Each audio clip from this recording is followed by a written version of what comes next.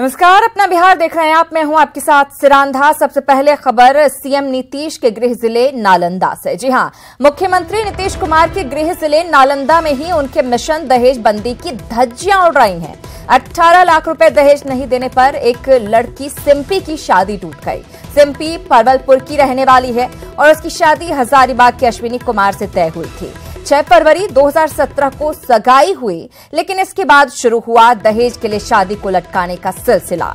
सिम्पी के परिजनों को पता चला कि अश्विनी दूसरी जगह शादी करने जा रहा है, जिसके बाद उन्होंने पुलिस से शिकायत कर शादी रुकवाने की कोशिश की, लेकिन इसका कोई फायदा नहीं हुआ।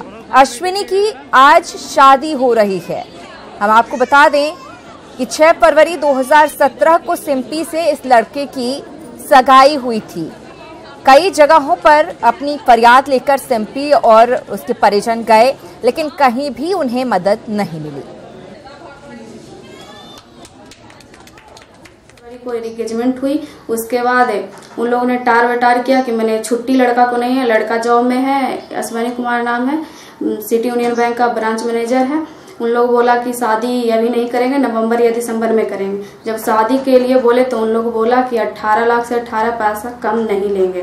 उसके बाद जब मेरे परिजनों ने, घर वालों ने बात करने की कोशिश की तो गाली गलौज करके भगा दिया गया। और मेरा भाई जब कॉल किया तो धमकी मिली। बैठावेला बोला ये तो बेइज्जती करके कहते हैं कि औकात नहीं है, 18 लाख से 18 रुपया भी नहीं देंगे। जे अब बेइज्जती करके हमको हस्बैंड के हर बार चला दिए। फिर हमको भी बुलाए तो हमको भी पूरा बेइज्जती किए कि कहला बेटी जलवाए थे, आपको पैसा नहीं मिलता। फिर तो 18 लाख से 18 पैसे कम होने पर भी शादी नहीं होगी, ये कहा गया। बहरहाल आगे बढ़ेंगे। लालू परिवार की मुश्किलें लगातार बढ़ती जा रही हैं। बेनामी संपत्ति मामले में इनकम टैक्स विभाग ने बड़ी कार्रवाई करते हुए एक कंपनी से जुड़ी उनकी संपत्ति को अस्थायी तौर पर अटैच कर लिया है। अगले महीने की 12 तारीख को लालू के बड़े बेटे तेज प्रताप की शादी होनी है, लेकिन इस बीच बेनामी संपत्ति को लेकर हुई कार्रवाई ने आरजेडी मुखिया के परिवार की मुसीबत को और बढ़ा दिया है। आरजेडी के मुखिया लालू प्रसाद के परिवार की मुश्किलें थमने का नाम नहीं ले रही। बेनामी संपत्ति मामले में इनकम टैक्स विभाग ने फेयर ग्रो कंपनी से जुड़ी उनकी संपत्ति को अस्थायी तौर पर अटैच कर लिया है। लालू प्रसाद यादव और उनके परिवार के लिए मुसीबतें कम होने का नाम नहीं ले रही। अभी घर में वैवाहिक कार्यक्रम का आयोजन है और ऐसे में इनकम टैक्स डिपार्टमेंट ने उनके खिलाफ प्रॉपर्टी अटैचमेंट की कार्रवाई की है। यही वो प्रॉपर्टी है जिसको इनकम टैक्स डिपार्टमेंट ने अटैच कर लिया है। फिलहाल इस प्रॉपर्टी की कीमत 3 करोड़ 67 लाख रुपए बताई जा रही है। एक कंपनी से जुड़ा हुआ ये मामला है, जिस कंपनी का नाम फेयर ग्रो कंपनी है और ये एक सेल कंपनी है। बेनामी संपत्ति के मामले में इनकम टैक्स की नोटिस का संतोषप्रद जवाब नहीं मिलने पर आखिरकार प्रॉपर्टी को अटैच कर लिया गया। बेनामी संपत्ति के मामले में ये कार्रवाई की गई है और इस कंपनी के बारे में बताया जा रहा है कि 2014 से 17 तक लालू प्रसाद यादव के दोनों बेटे और उनकी 2 बेटियां चंदा और रागिनी इस कंपनी की डायरेक्टर रह चुकी हैं और उसी मामले में लगातार उनके खिलाफ जांच चल रही थी और आखिरकार इनकम टैक्स डिपार्टमेंट ने उनके खिलाफ नोटिस जारी की थी और कोई संतोषजनक जवाब नहीं मिलने के बाद उनकी यह प्रॉपर्टी अटैच कर ली गई है। अटैच की गई संपत्ति पटना के वार्ड नंबर 33 में आती है, जो एयरपोर्ट के बेहद करीब है। ये बिल्कुल एयरपोर्ट का इलाका है, आपको हम दिखाना चाहेंगे। एयरपोर्ट से सटा हुआ जो सेंट्रल स्कूल है उसी से बिल्कुल सटा हुआ ये मकान है और यहीं पर इस प्रॉपर्टी को जब्त किया गया है। फिलहाल जो ये प्रॉपर्टी है ये पटना म्यूनिसिपल कॉर्पोरेशन में वार्ड नंबर 33 में आता है और सर्किल नंबर 247, जबकि होल्डिंग नंबर 666/129A के तहत इसका रिकॉर्ड दर्ज है। वहीं यदि 1 साल के भीतर लालू फैमिली की ओर से संतोषजनक जवाब नहीं दिया गया तो ये प्रॉपर्टी स्थायी तौर पर अटैच कर ली जाएगी। ये प्रोविजनल अटैचमेंट है और 1 साल के अंदर अगर लालू प्रसाद यादव की फैमिली इस पूरे मामले में संतोषजनक जवाब नहीं देती है तो इनकम टैक्स आगे की कार्रवाई करते हुए इसको अस्थायी रूप से अटैच कर लेगा। फिलहाल अब इस पूरे मामले में तेजस्वी यादव और तेज प्रताप यादव को 23 अप्रैल को तलब किया गया था। हालांकि घर में वैवाहिक कार्यक्रम का हवाला देकर वो हाजिर नहीं हुए थे, लेकिन फिलहाल इस मामले को लेकर एक बार फिर से लालू प्रसाद यादव की परिवार की मुश्किलें बढ़ती दिख रही हैं। कैमरा पर्सन अभिषेक के साथ संजय कुमार, न्यूज़ 18 पटना। और राजधानी से सटे फतुहा में अपराधियों ने दिन दहाड़े एक दंपति से 2 लाख रुपए लूट लिए। सुनील कुमार बैंक से रुपए निकालकर बाइक से लौट रहे थे। इसी दौरान अपराधियों ने उनकी गाड़ी को ओवरटेक किया और हथियार दिखाकर रुपए लूट लिए। पुलिस सीसीटीवी फुटेज के आधार पर अपराधियों की पहचान में जुटी हुई है।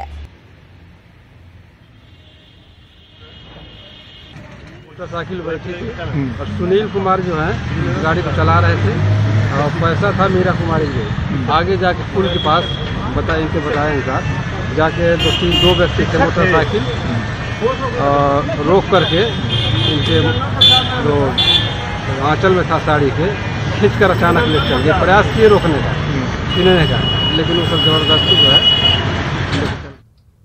अगली खबर नालंदा से है। नालंदा के जलालपुर में जमीन विवाद को लेकर जमकर मारपीट हुई। 2 गुटों के बीच भिड़ंत में पूरा इलाका रण क्षेत्र में तब्दील रहा। बताया जा रहा है कि सिकंदर यादव की दुकान के आगे लगे खंभे को कुछ लोगों ने हटा दिया, जिसके बाद विवाद शुरू हुआ और काफी देर तक मारपीट चलती रही। मारपीट की तस्वीरें आप भी देखिए। इस मारपीट में 8 लोगों के जख्मी होने की खबर है। थाने से महज आधे किलोमीटर की दूरी पर घंटों हंगामा होता रहा, लेकिन पुलिस मौके पर नहीं पहुंची।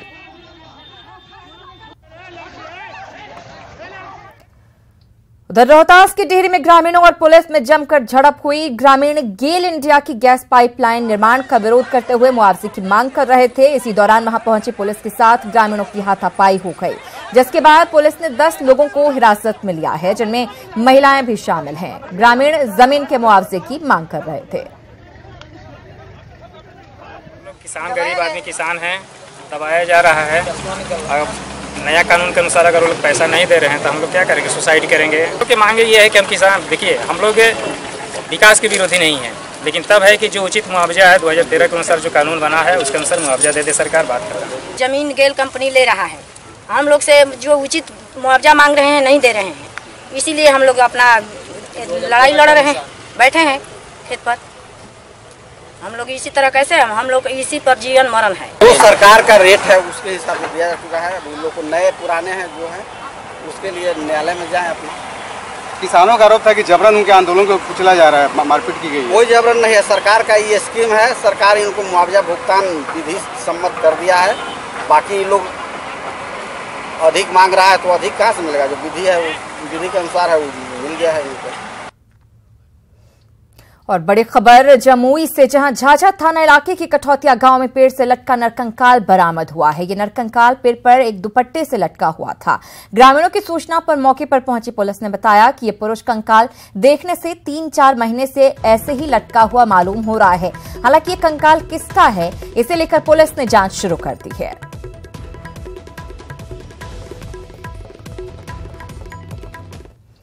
और अब बात न्यूज 18 के खबर के बड़े असर की। जमुई के रामधनी को अब न्याय मिलेगा। 25 साल पहले 2 मन अनाज उधार लेना एक गरीब पर इतना भारी पड़ गया कि महाजन ने सूद के 4.5 लाख रुपए चुकता नहीं करने पर उसकी जमीन पर ही कब्जा जमा लिया। लेकिन हमारी मुहिम से रामधनी को इंसाफ मिलने की उम्मीद बढ़ गई है। ये रिपोर्ट देखिए।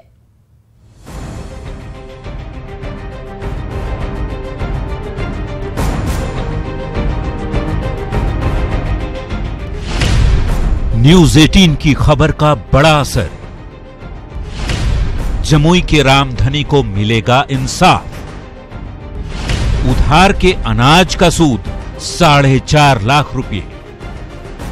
जमुई में 2 मन अनाज के बदले लाखों रुपए सूद की मांग से जुड़ी न्यूज 18 की खबर का बड़ा असर हुआ है। बिहार के खाद्य उपभोक्ता मंत्री मदन सहनी ने डीएम से बात की है और मामले की जल्द जांच करवाने का निर्देश देते हुए पीड़ित परिवार को इंसाफ दिलाने का भरोसा दिलाया है। जिले के माधोपुर के रहने वाले रामधनी की खबर हमने दिखाई थी कि 25 साल पहले 2 मन अनाज उधार लेने पर कैसे सूद बढ़कर 4.5 लाख रुपए हो गया और रकम नहीं चुकाने पर महाजन ने उनकी जमीन और मकान पर कब्जा कर लिया।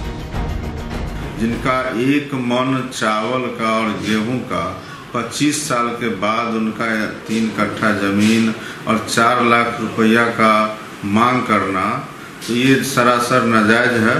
और इस बात का हम लोग को बड़ा श्रेय देंगे आपको कि आपने इस तरह का मामला को उठाया है, तो निश्चित रूप से आपके उठाने का ही नतीजा है कि जिलाधिकारी ने वहां अंचलाधिकारी को भेजा है और सारे मामले से अवगत कराने के लिए उन्होंने निर्देश दिया है। खबर की पड़ताल करते हमारे सहयोगी केसी कुंदन ने पीड़ित से जानने की कोशिश की कि आखिर किन परिस्थितियों में उसने 25 साल पहले अनाज लिया था और कैसे महाजन ने सूद की रकम कई गुना ज्यादा कर दी। उस समय क्या हुआ था? और मैंने गरीबी हालत था, लड़का बच्चा छोटा छोटा रहा, उनसे हम लिए चावल 1 मन गेहूँ लिए खाने के लिए से, और उसके बाद में 2-3 साल हो गया तो मांगने लगे, तो हम 2000 रुपया उनको दिए। उसके बाद में वो 27,000 रुपया बना करके सूद पर सूद बना करके और वो जो सो हमारे ज़मीन कब्जा कर लिया। मेरा यही विनती है उनसे कि उनसे हम फैसला मांगते हैं। वहीं इस बेहद संवेदनशील मामले पर आरजेडी ने कड़ी कार्रवाई की मांग सरकार से की है और गरीबों के सरोकार से जुड़ी खबर दिखाए जाने के लिए न्यूज़ 18 को धन्यवाद दिया है। जो न्यूज़ 18 है, मैं इसे धन्यवाद देना चाहता हूँ। अगर इस तरह की कांड हुई है और आप लोगों ने दिखाया है बड़ी अच्छाई से, तो निश्चित रूप से उस पर कार्रवाई होनी चाहिए। जिन्होंने 4 कट्ठे जमीन उनसे लिखवाने का काम किया, उसको जेल के सलाखों में रहनी चाहिए और वैसे लोग पर कानून का डंडा चलना चाहिए। जाहिर तौर पर न्यूज़ 18 ने एक बार फिर सामाजिक सरोकार का दायित्व निभाया है। हमारी मुहिम का असर है कि सरकार की नजर एक गरीब पर पड़ी है। उम्मीद है सालों से न्याय की उम्मीद पाले रामधनी को इंसाफ मिलेगा। दरभंगा से विपिन और जमुई से केसी कुंदन के साथ रवि एस नारायण, न्यूज़ 18 पटना। और अब इस मामले पर सियासत भी शुरू हो गई है। विपक्ष ने सरकार पर तीखा हमला बोला है तो सत्ता पक्ष ने कहा है कि मामले की पूरी जांच के बाद कार्रवाई होगी। देखिए, तो सरासर अन्याय है और इसको किसी भी तरीके से इसको उचित नहीं ठहराया जा सकता। अगर 25 साल पहले की कोई घटना है और वो भी 1 मन गेहूं और चावल को लेकर अगर आप किसी की ज़मीन आप हथिया लें और उसके ऊपर आप कब्जा करके बैठ जाएं, ये सरासर गलत है। जिला प्रशासन से मौखिक तौर पर तो मैं इस बारे में बात करूंगा ही, बट लिखित तौर पर मैं मुख्यमंत्री और जिला प्रशासन को भी दूंगा और इस बात को सुनिश्चित किया जाएगा कि उसका जो अधिकार है, उसकी जो ज़मीन है जिसके ऊपर ये लोग अवैध तरीके से इन लोगों ने कब्जा कर रखा है, वो ज़मीन उनको वापस मिले। समदृष्टा में तो ये बिल्कुल सूदखोरी का मामला लगता है और आज की तारीख में इस तरह से हो, ये कभी बर्दाश्त नहीं किया जाएगा। अंग्रेजों के ज़माने में सुनते थे जमींदारों का, सामंतों का जो एक दबदबा होता था, वो उसी की पुनरावृत्ति हो रही है। तब तो नीतीश कुमार जी के शासन व्यवस्था पर एक बड़ा तमाचा है। आगे बढ़ेंगे। डिप्टी सीएम सुशील मोदी ने वाणिज्य कर विभाग की समीक्षा बैठक की। उन्होंने बताया कि पिछले वित्तीय वर्ष में 20,270 करोड़ रुपए टैक्स के रूप में वसूले गए हैं और इस लिहाज से विभाग को 8% ज्यादा आमदनी हुई है। मौजूदा वित्तीय वर्ष में वसूली का लक्ष्य 27,000 करोड़ रखा गया है। जो पिछला वित्तीय वर्ष था 17-18, उसमें कुल मिलाकर वाणिज्य कर विभाग का क्या रेवेन्यू कलेक्शन हुआ और आगे का लक्ष्य क्या है। तो जो हम लोगों ने अभी समीक्षा की है, तो वाणिज्य कर विभाग का 20,277 करोड़ रुपया ये रेवेन्यू कलेक्शन हुआ है। और दिल्ली में आज एलजेपी मजदूर सभा की बैठक हुई, जिसमें केंद्रीय मंत्री रामविलास पासवान, सांसद चिराग पासवान समेत पार्टी के कई नेता मौजूद रहे। रामविलास पासवान ने सवर्णों को 15% आरक्षण देने की अपनी मांग दोहराई और कहा कि पार्टी पूंजीपति और पसीना बहाने वाले श्रमिकों के बीच की लड़ाई को खत्म करना चाहती है। जो दोनों चीज हमने कहा कि 15% हमने इसलिए कहा कि गरीब क्या कहते हैं, ऊंची जाति के गरीब लोग हैं, 15% क्यों मिलना चाहिए उनका, वो तो आज भिखमंगा की स्थिति में है। हम लोग तो काम भी कर लेते हैं, वो बेचारा तो क्या कहते हैं शान में जो है न काम कर पाता है, भूखे मरते रहता है। कोई गरीब ब्राह्मण है तो जाकर के हल पकड़ेगा? नहीं पकड़ेगा। क्या दिवाकर जी बतलाइए हो? नहीं पकड़ता है। अब वो क्या करेगा? तो हम गरीब गुरुआ है तो अपना तो न इधर का रहता है न उधर का रहता है। थोड़ा बहुत मंदिर उंदिर वाला मामला है, अपना चलते रहता है। इसलिए हमने कहा कि जो हर सेक्शन में ऊंची जाति में, मतलब ब्राह्मण ही नहीं है, राजपूत भी हैं, भूमिहार भी हैं, कायस्थ भी हैं, सारे के सारे क्या कहते हैं कि लोग हैं। और जोकीहाट उपचुनाव को लेकर जेडीयू और आरजेडी के बीच जीत के दावे शुरू हो गए हैं। आरजेडी प्रवक्ता एच यादव ने कहा कि जोकीहाट उपचुनाव आरजेडी रिकॉर्ड बहुमत से जीतेगी, तब मुख्यमंत्री को आरजेडी की ताकत का एहसास होगा। वहीं जेडीयू ने कहा कि चुनाव परिणाम से आरजेडी को हकीकत का पता चल जाएगा। ओरिजिनली तो जेडीयू का सीट था, लेकिन अभी जो चुनाव होगा उसमें राजद जीतेगी और एक रिकॉर्ड वोट से जीतेगी। और अभी तक जो नीतीश कुमार ताल ठोका करते थे कि मेरे वजह से आरजेडी को 80 सीट आए हैं, यहाँ जब आरजेडी का विधायक जीत करके आएंगे तब वो समझेंगे कि उनके वजह से नहीं, राजद अपने वजूद अपने विचारधारा की वजह से 80 सीट लाई है। अभी तो आज घोषणा हुई है, चुनाव होने दीजिए, रिजल्ट आने दीजिए। खोखले क्लेम करके कोई फायदा नहीं है। आरजेडी भी कह रही है, हम भी कहें, बेहतर होगा कि परिणाम क्या आता है ये जनता को तय करने दीजिए।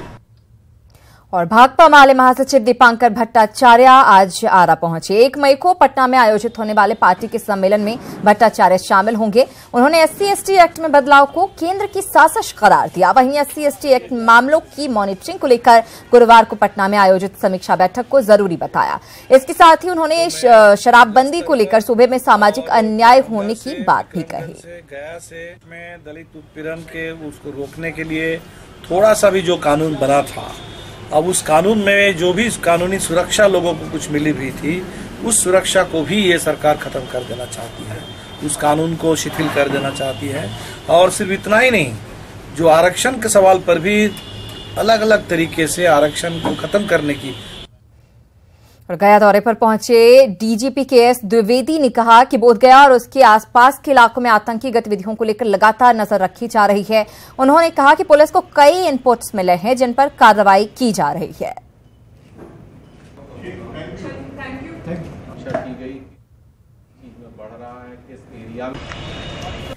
बोधि मंदिर को लेकर पिछले दिनों काफ़ी सीनियर लेवल पर एक सुरक्षा के संबंध में बैठक हुई थी और उसमें जो निर्णय लिए गए थे उनमें जो बिल्डिंग बनाने वाली, मोर्चा वगैरह बनने वाली बातें थी, बिल्डिंग से मतलब मेरा कंस्ट्रक्शन से है, वो कंस्ट्रक्शन वर्क उसमें चल रहा है।